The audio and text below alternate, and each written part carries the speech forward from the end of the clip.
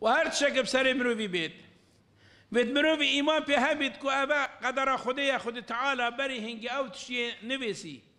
أبا يا خد تعالى تقدير كري قدر بهاتي هكا بسر مروفي نتهات رب ما بيجد قل لن يصيبنا إلا ما كتب الله لنا هو مولانا وعلى الله فليتوكل المؤمنون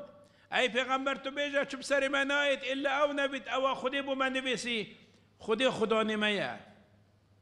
وقت اول بیرا مروی بید که خدا مرویه مادام خدانا او اول گل مروی بید کت او درسته او بو مروی چطره و جا خدا گوتی وعلى الله فليتوكل المؤمنون بلا مروی خدا ایمان شولا پیلنا پیویا خدا با سبب آده استعمال کن او سببی توی پیچید بن بله هر او خدا دوید او دید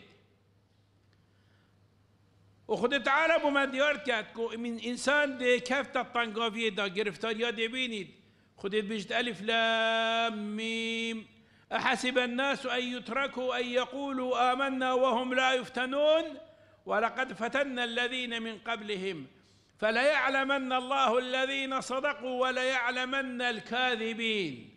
خد يقول تمامر فزرت كان أو بيجد ما إيمانا هاي واموانا جربينين بلاوي هزرينا كان ام دي جربينين ما يدبري ويتجرب واندين ما امتحانا بيكري داوك وشيك بنا فاوارتن جدا كرن يراسو يدروين وكي اكنين حساب كرن او الراس او دي صبري كشي دي قو خودتا خودي ليبا نابد يدروين هر طنقابيكا هات دي بيتا اگركو او ريكا خودي تعالى بيلد وهنجي هاتنا فاورتن وجدا كرن بجابت مروي بسلمان خوه الشار بيت قهدار خده بيت وقهدار پیغمبری بيت صلى الله عليه وسلم